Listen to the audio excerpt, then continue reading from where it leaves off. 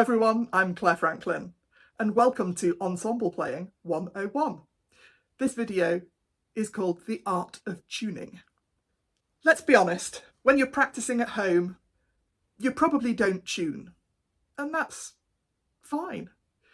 But when you start playing in a group with other people, whether that be 1, 2 or 50 other people, it's really important that everyone has the same pitch. Otherwise it's going to sound horrible. Now, in a nutshell, if you are sharp, you need to make your instrument longer by pulling out your tuning slide or making your string slacker. This will lower your pitch. But if you are flat already, you need to make your instrument shorter or your string tighter. But the problem is, how do you know what to do? I'm going to break this video down into two different sections. First section, learning how to tune your instrument at home if you've never done this sort of thing before. And 2, how to tune in a rehearsal or performance setting. And some tips on etiquette, how to go about doing this politely. If you play a concert pitch instrument, like a string instrument, a flute, oboe, bassoon, trombone or tuba, your tuning note is an A. But if you play a transposing instrument, you'll need to know which note to play when tuning. So, B-flat instruments like clarinet, bass clarinet, trumpet or tenor sax, you need to tune to the note B natural. Or if you play an E-flat instrument like alto sax, baritone sax, alto clarinet, you'll need to tune to F sharp. And if you play an F instrument like the French horn, you will need to tune to your E. Now, there are loads of apps and gadgets you can get to help you with your tuning, and there's a really good place for these tools, but there's no substitute for knowing how to use your ears. To train your ears, you need to get a reference pitch from one of these apps, and you need to play it quite loudly so that you can still hear it when you play your instrument over it. When you play your tuning note, you need to play it loudly and confidently, like you are performing that note. But perform it with your tuning mechanism all the way out. So pull your tuning slide or your head joint all the way out. This way you know you are going to be horribly, horribly flat. When you perform at the same time as the tuning note, you'll hear a throbbing sensation between your note and the reference note. The faster the throb, the more out of tune you are. So play your note, listen for the throb, then push your tuning device in. Listen for the throb again. Push your slide in a bit further. Play again, listen for the throb.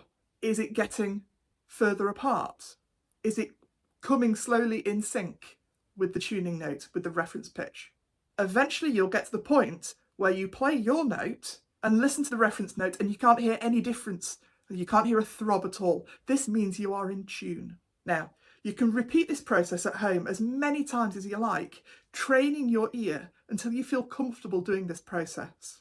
A word of caution though, never look at a tuning app while you are tuning, because all you'll be doing is training your eyes and ears to look at a needle on a screen, and you won't actually be training your ears to the reference pitch. Brilliant. Hopefully you're now confident in tuning your own instrument. So you arrive at the rehearsal, but your instrument is probably cold from the journey. So it's really important that you thoroughly warm up before you tune. Doesn't matter what you play to get warmed up, just make sure your instrument is warm. But don't be intimidated by people who think this is a good time to practice their favourite concerto.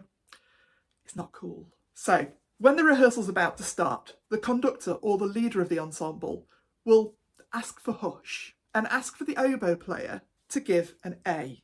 Only once the oboe player has decided that they're happy with their tuning should the tuning process commence. Now, to avoid this being a free-for-all, the leader is going to indicate to different sections of the ensemble to start tuning, probably starting with the higher pitched instruments and working downwards. Or perhaps in an orchestra, they will say strings, wind, brass.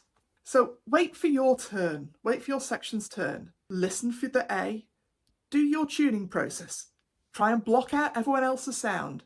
Just focus on you and the reference pitch, the oboe, just like you did at home. Once you're happy, put your instrument down to indicate that you're finished. Now, don't be afraid to ask for the A again if you need to hear it one more time. It's not a problem. And once you've finished tuning, don't make any noise, don't talk, because other people are going to be concentrating on their thing. Once everyone has got in tune with the oboe, the rehearsal can start. But the tuning process never really finishes. All the way through a rehearsal, and definitely in a performance, you need to be listening to your sound and comparing it to other people's sounds. You may have to tweak your tuning as the performance goes on, particularly if there are any atmospheric changes, any temperature changes. Always knocks the tuning right off. So always listen out for that throbbing sensation and adjust as necessary. So to summarise, if you're a transposing instrument, make sure you know what note you need to be tuning to. Practice the skill of tuning at home with a reference pitch and an app. This is a skill you can develop. At the rehearsal, wait your turn and make sure your note is a really good quality note. Try to match your note to the oboe note. If you sound higher than the oboe note, you are sharp and you need to make your instrument longer or your string slacker. If you are lower than the oboe, you are flat and you need to make your instrument shorter or your string tighter. And if in doubt, just ask your neighbour. Ask them to have a listen. We've all done that. Good luck, folks. I'll see you soon.